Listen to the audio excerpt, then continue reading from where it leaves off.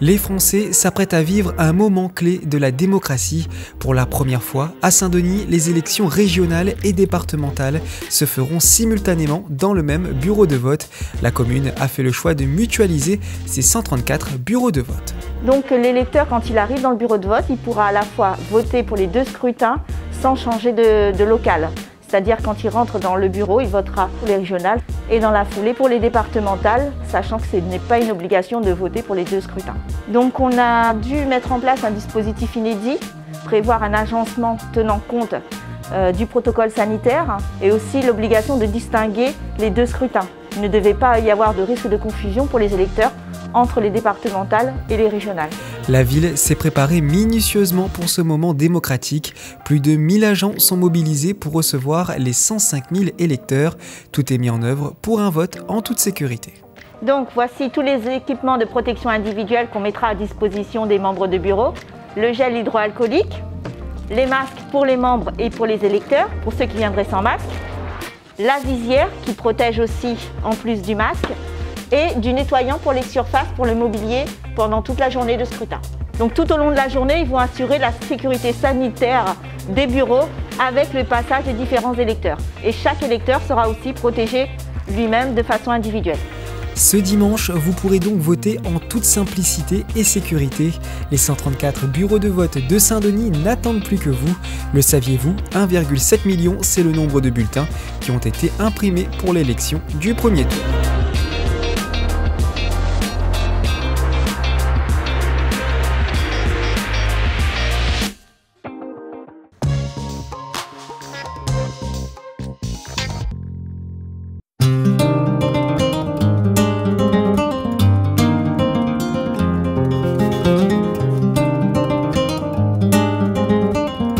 Une mélodie qui réchauffe le cœur là où on ne l'attend pas. Voilà l'objectif des bandes passantes de Saint-Denis. Tous les mercredis et samedis, laissez-vous surprendre par ces surprises musicales. Au détour d'une rue, au centre-ville, en passant par les quartiers, les artistes vous attendent pour des moments exceptionnels. C'est un gaillard à faire parce que c'est de bonnes artistes qu'on a l'habitude de la scène et nous n'a plus forcément le contact avec le public dans la rue.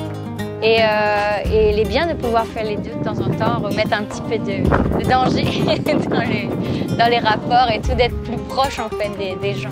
Que ce soit en chantant, en criant, en dansant, l'important c'est de causer. Là, moi, j'ai invité pour chanter dans un carreau de bois. Ça chante des trois morceaux. Pour ça qu'il passe, pour ça qu'il est là.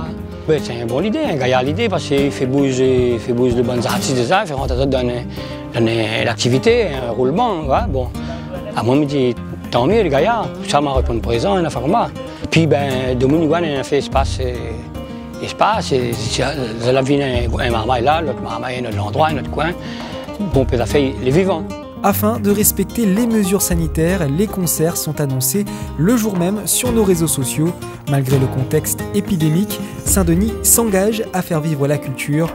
La fête de la musique arrive à grands pas et la ville vous prépare, là encore, de belles surprises.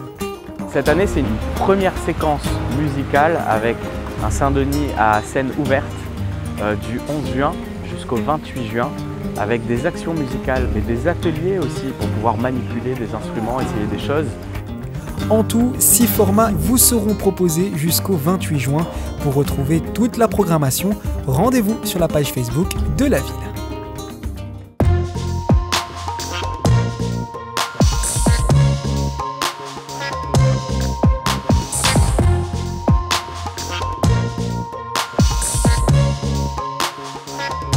La ville de Saint-Denis vous a présenté Dionysité Actu.